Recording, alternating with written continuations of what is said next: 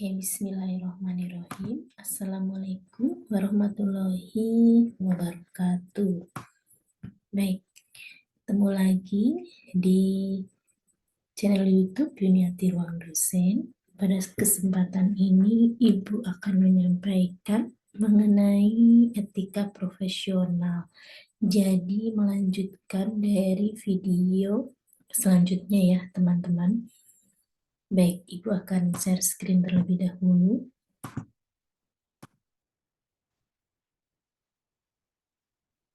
Oke, di materi etika profesional di sini ya, Ibu akan menyampaikan yang pertama kali tentunya adalah terkait dengan etika dan moralitas ya, teman-teman ya. Jadi kalau kita bicara etika, tentu saja di sini etika atau etik ya, itu berasal dari bahasa Yunani ya, teman-teman ya. Bahasa Yunani ethos yang berarti karakter. Nah, di sini kata lain untuk etika ini ialah moralitas atau morality. Nah, ini berasal dari bahasa Latin, teman-teman. Mores ya, yang berarti kebiasaan.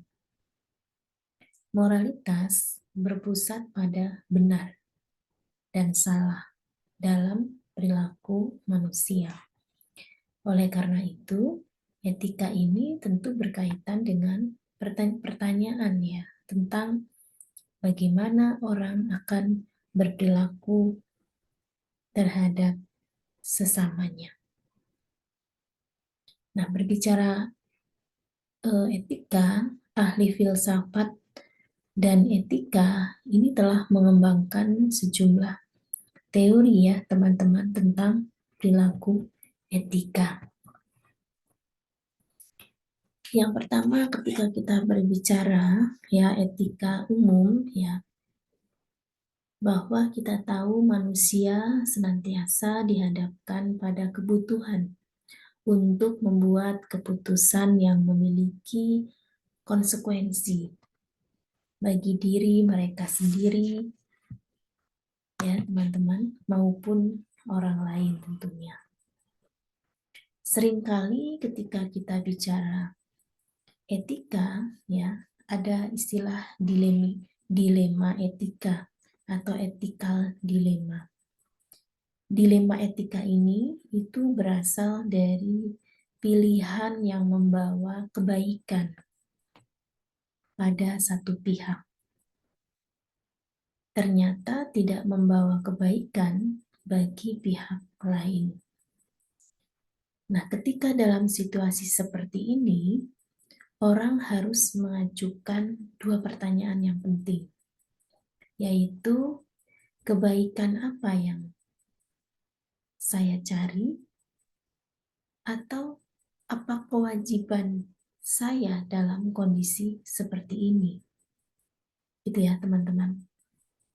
Nah, kemudian ketika kita berbicara etika umum atau general ethics, itu berusaha menangani pertanyaan-pertanyaan semacam itu ya, dengan mencoba mendefinisikan apa yang dimaksud dengan baik bagi seseorang atau masyarakat, dan mencoba menetapkan sifat dari kewajiban ya atau tugas ya yang harus dilakukan oleh seseorang bagi dirinya sendiri dan tentunya bagi sesamanya. Namun, kita tahu bahwa ketidakmampuan untuk menyepakati apa yang disebut baik dan kewajiban telah membuat para filsuf ya terpecah ya menjadi dua kelompok ya aliran. Nah, kelompok aliran pertama ini disebut sebagai kelompok aliran etika absolut atau etikal absolut yang mengatakan bahwa terdapat suatu standar universal yang tidak berubah selama-lamanya dan berlaku bagi semua orang. Kelompok aliran yang lain itu disebut kelompok aliran etis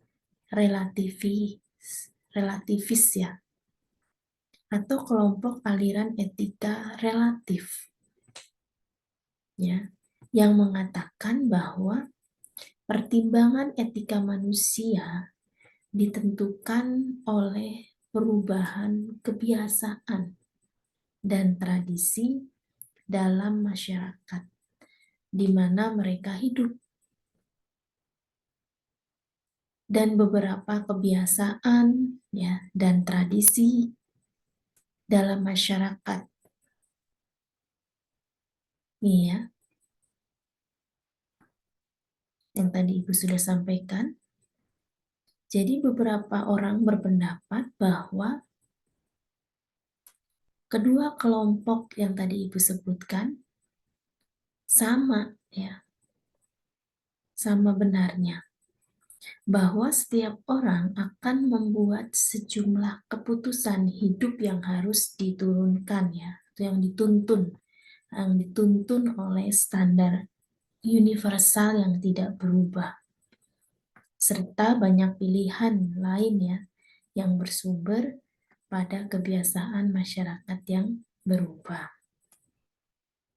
Nah, jadi di sini karena tidak ada standar universal ya ataupun kode etik relatif ya yang dapat secara gamblang menentukan bagaimana pilihan perilaku yang paling tepat. Maka beberapa ahli etika telah mengembangkan suatu kerangka kerja etika umum ya untuk pengambilan keputusan yang disebut sebagai kerangka kerja ya 6 langkah ya. Nah, di sini ya. Jadi ada kerangka kerja 6 langkah. Apa itu 6 langkahnya? Ya, yang pertama adalah mendapatkan fakta yang relevan untuk pengambilan keputusan. Kemudian mengidentifikasikan ya masalah-masalah etika dari fakta relevan. Kemudian juga menentukan siapa saja yang dapat dipengaruhi oleh keputusan tersebut dan bagaimana masing-masing dapat dipengaruhi. Kemudian juga langkah yang keempat adalah mengidentifikasi alternatif pengambil keputusan. Selanjutnya adalah mengidentifikasi konsekuensi setiap alternatif ya. Yang terakhir adalah tentunya membuat pilihan yang beretika. Selanjutnya kita akan berbicara mengenai etika profesional ya teman-teman. Etika profesional atau profesional ethics ini itu harus lebih dari sekedar prinsip-prinsip moral. Ya. Etika ini meliputi standar perilaku bagi seseorang profesional ya yang dirancang untuk tujuan praktis ya dan juga idealistik. Sedangkan kalau kita bicara kode etik teman-teman ya, kode etik profesional dapat dirancang sebagian untuk mendorong perilaku yang ideal ya, sehingga harus bersifat realistis dan dapat ditegakkan tentunya. Agar dapat memiliki arti, maka keduanya itu harus pada posisi di atas hukum, namun sedikit di bawah posisi yang ideal tentunya. Nah, di sini ketika kita berbicara mengenai visi ya, visi daripada CPA ya. Teman-teman sebelumnya di video yang pembelajaran yang sebelum ini, saya sudah atau Ibu sudah menyampaikan mengenai apa itu CPA gitu ya. Nah, di sini ada beberapa visi CPA ya. Yang pertama adalah pendidikan berkelanjutan dan pembelajaran seumur hidup. Kemudian yang kedua adalah kompetensi, kemudian integritas, selaras dengan isu-isu bisnis yang luas, dan juga objektif. Jadi secara keseluruhan, nilai-nilai yang tadi Ibu sudah sampaikan, ini merupakan hal yang penting ya teman-teman, guna mendapatkan kepercayaan ya, kepercayaan dan keyakinan dari mereka yang mengandalkan jasa-jasa CPA ya. Jadi kita memang harus melakukan, kalau sekarang itu namanya PPL ya teman-teman. Jadi kalau kita menjadi anggota IAI misalnya contoh ya, Ikatan Akuntan Indonesia, itu nanti harus ada PPL yang harus kita laksanakan ya. Ya, PPL itu maksudnya kita melaksanakan seminar ya yang diselenggarakan oleh IAI yang mendapatkan ininya ada perhitungannya ya selama 1 tahun ya kalau untuk anggota CA ya seperti itu. Jadi ketika kita berbicara profesi CPA juga menetapkan sifat sukarela dan pengaturan sendiri ya, kode perilaku profesional.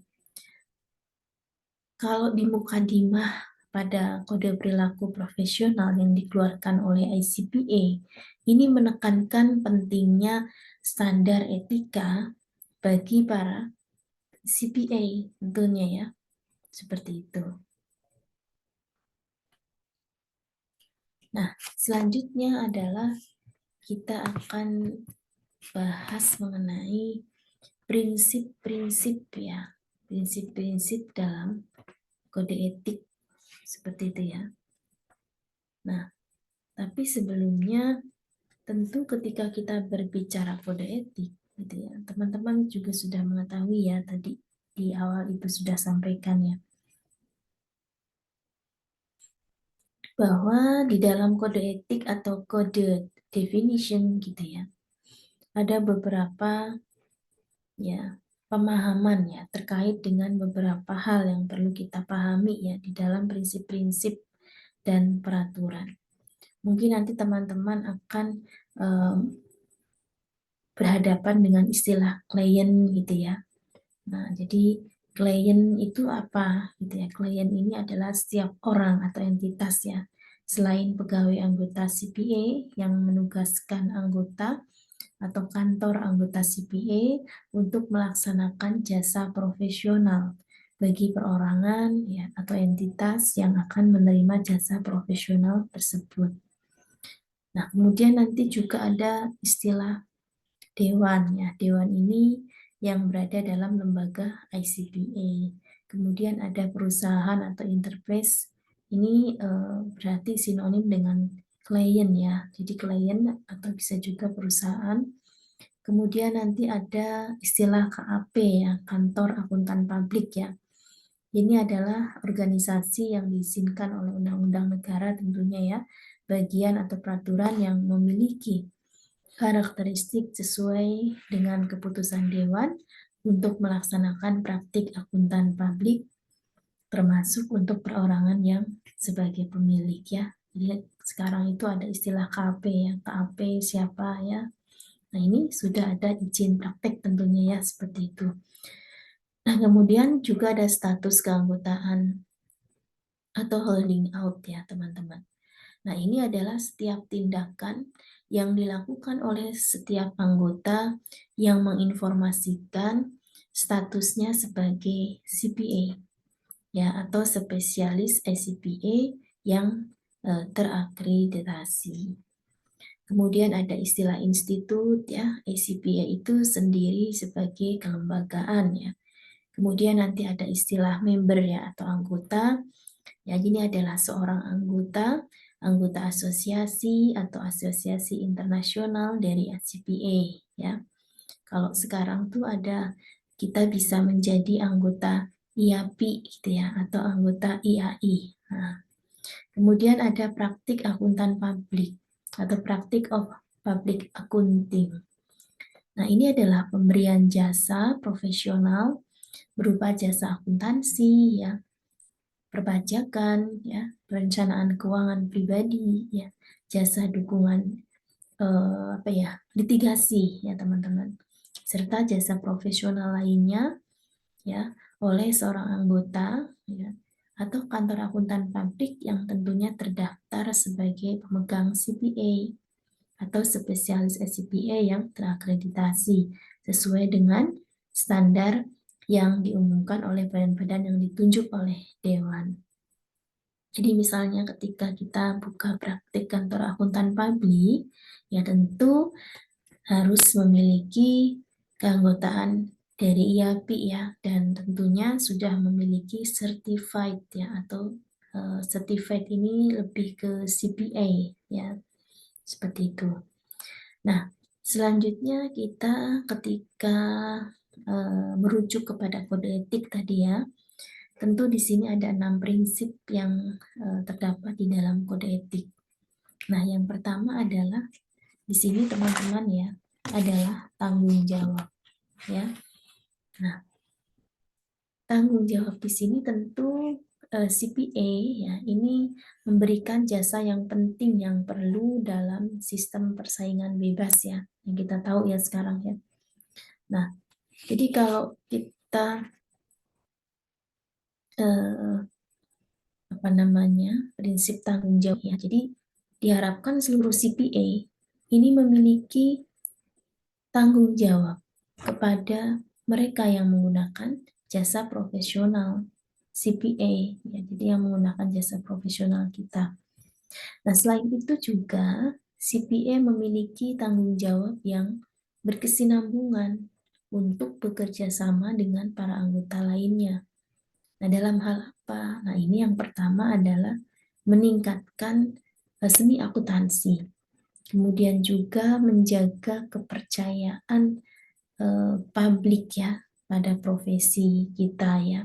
Kemudian juga melaksanakan kegiatan peraturan sendiri ya, kegiatan pengaturan sendiri ya, pengaturan sendiri atau self regulatory sebagaimana telah kita bahas tadi ya sebelumnya.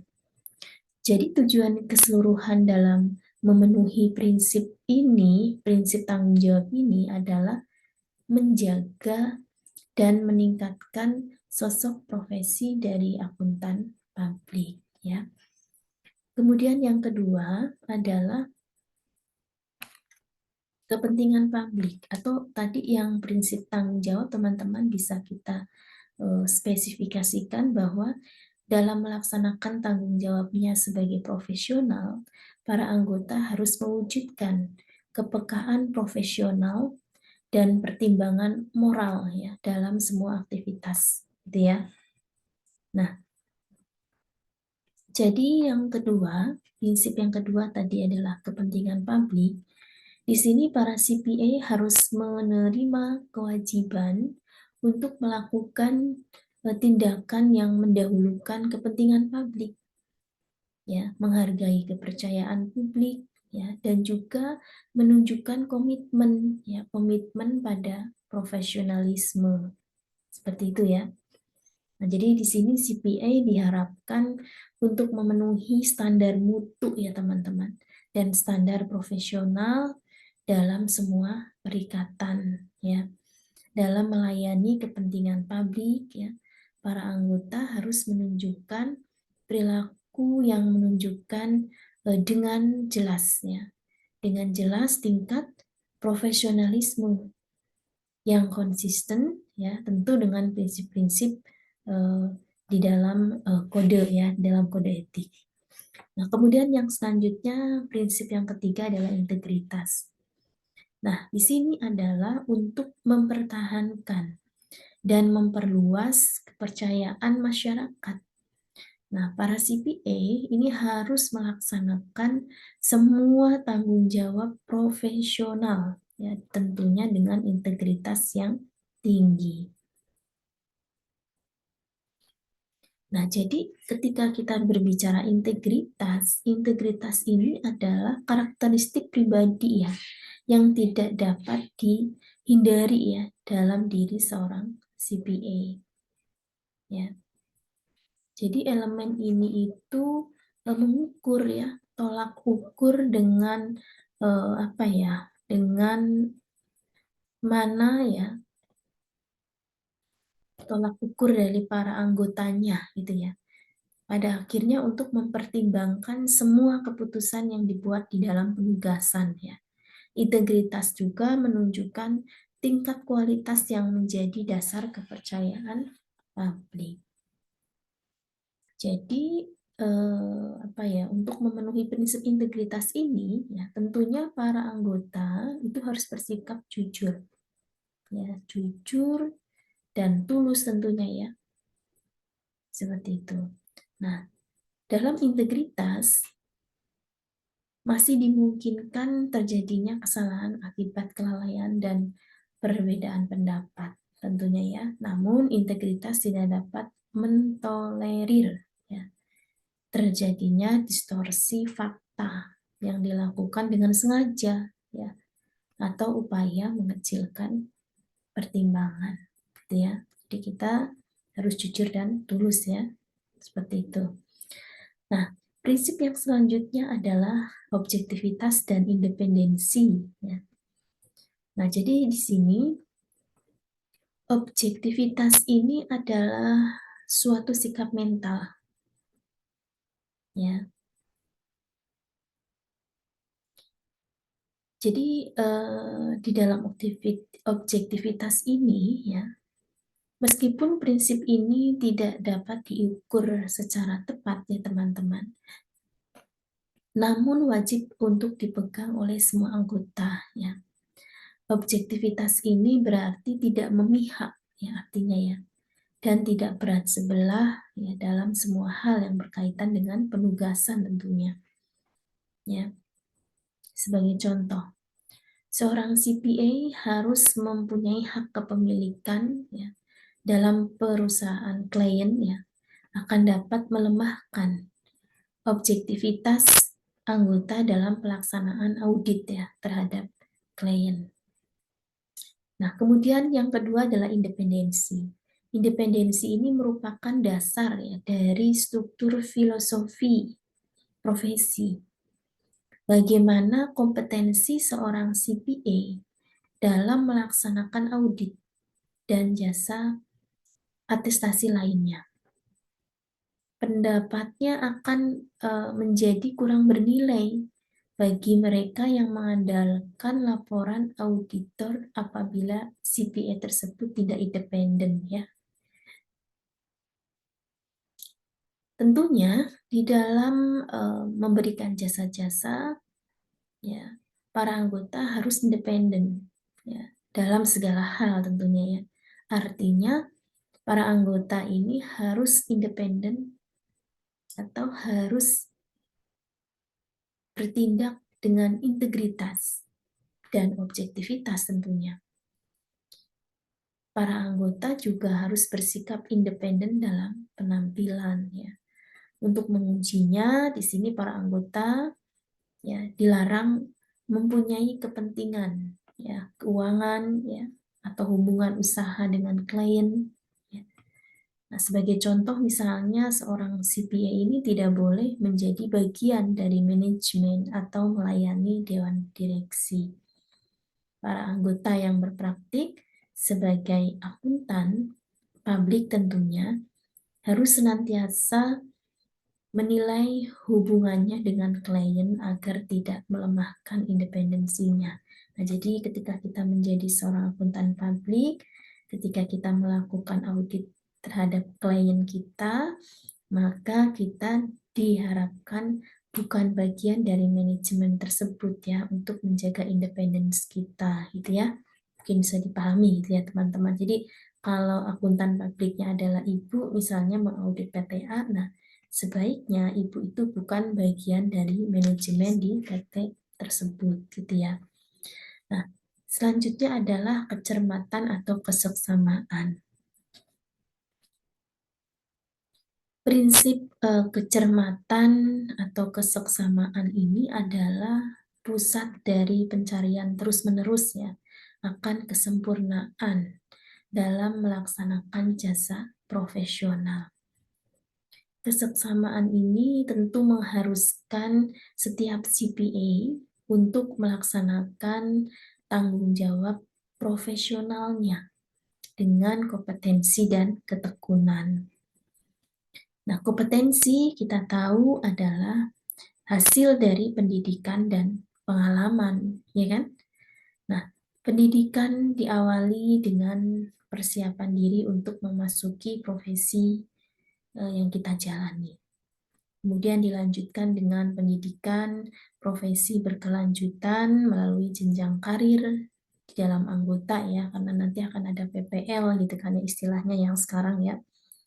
Pengalaman meliputi bisa magang ya, dan penerimaan tanggung jawab yang meningkat selama usia profesional anggota. Jadi semakin lama dia bekerja, tentu diharapkan pengalamannya juga semakin mumpuni gitu ya teman-teman.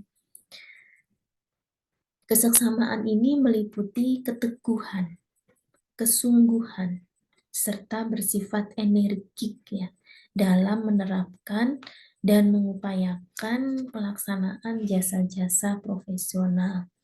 Nah, hal ini juga berarti bahwa CPA ini harus cermat ya dan seksama dalam melaksanakan pekerjaan.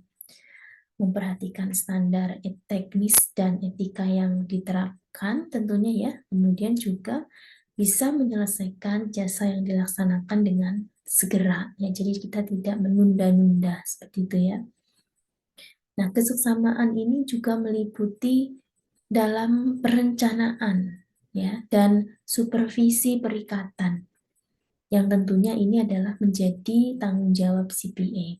Sebagai contoh misalnya, setiap CPA itu diharapkan memberikan supervisi tentunya secara tepat dan benar kepada para asisten ya yang mengambil bagian dari perikatan tersebut ya, seperti itu. Nah, selanjutnya yang terakhir adalah lingkup dan sifat jasa.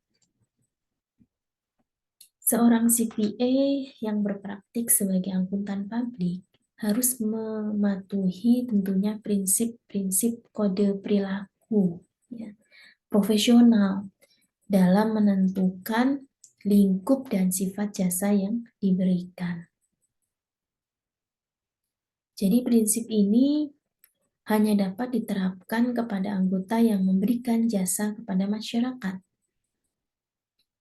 Dalam memutuskan apakah akan memberikan jasa yang spesifik dalam situasi tertentu ya teman-teman, maka CPA tersebut harus mempertimbangkan semua prinsip-prinsip yang telah ada sebelumnya. Ya.